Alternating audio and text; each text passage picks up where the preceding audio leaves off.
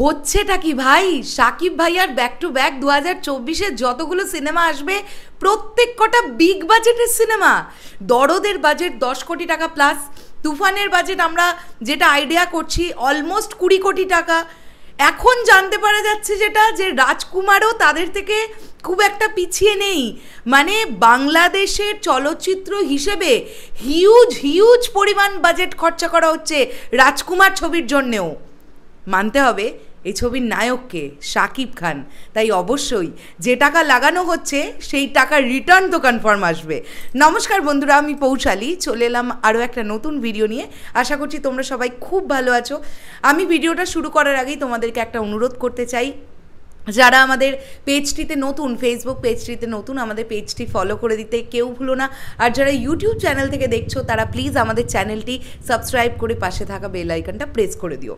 যেটা জানতে পারা যাচ্ছে এবং অত্যন্ত আনন্দের সঙ্গে তোমাদের জানাই, আনন্দটা এই কারণেই যে একটা Bangla cinema per day, each and every day, প্রত্যেক দিন 30 থেকে 35 লক্ষ টাকা এক এক দিনের শুটিংয়ের খরচ।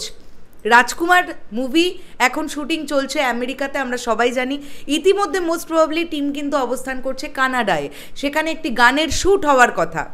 ঠিক আছে, তো ইচ অ্যান্ড এভরি ডে 30 থেকে 35 লক্ষ টাকা খরচ হচ্ছে টোটাল। তারা আমেরিকায় গেছে 18 দিনের স্কেডিউল নিয়ে। এই যদি তোমরা 18 দিনের স্কেডিউলকে 30 থেকে 35 লক্ষ টাকা দিয়ে গুণ করো, তাহলেই অলমোস্ট 5.5 কোটি টাকা প্রায় এইখান থেকেই বাজেট উঠে আসছে। এছাড়াও এর আগে বাংলাদেশে শুটিং হয়েছে, শোনা যাচ্ছে এর পরেও কি অল্প একটু নাকি বাংলাদেশের শুটিং বাকি। যদিও আমি শিওর নই যে আমেরিকা বা কানাডা থেকেই ছবিটা র্যাপ হয়ে যাবে নাকি বাংলাদেশে গিয়েও 1-2 দিনের শ্যুট আছে, সেটা আমি জানি না। বাট সেখান থেকেই তো দাঁড়ালে বুঝতে পারা যাচ্ছে চোখটা বন্ধ করে এই ছবির বাজেট মোটামুটি চোখ বন্ধ করে 8 থেকে 8.5 কোটি টাকা তো হবেই হবে। মানে তার থেকে কম তো কোনোভাবেই বাজেট সম্ভব নয় রাজকুমার মুভির জন্য।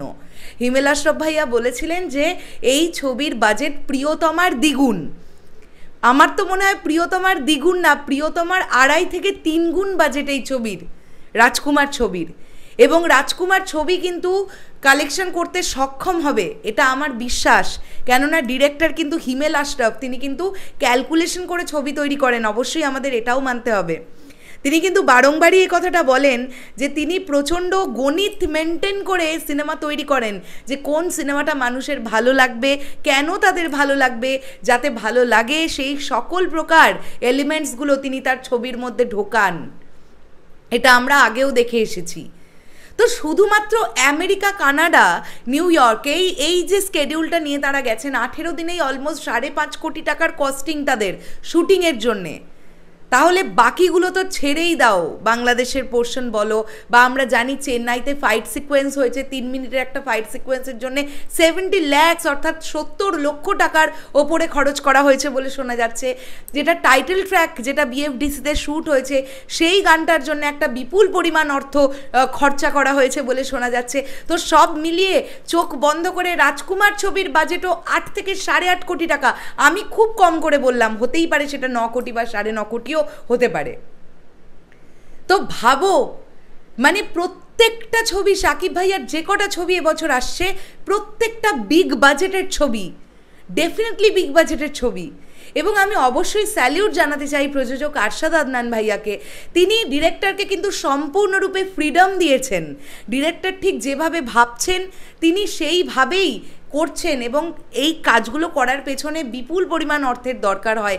আর আরশাদ আদনান ভাইয়া কিন্তু সেই অর্থটা লগ্নি করছেন, কেননা তিনিও দিনের শেষে জানেন এই ছবির নায়ক মেগাস্টার শাকিব খান, তাই তিনি রিটার্ন তো পেয়ে যাবেন।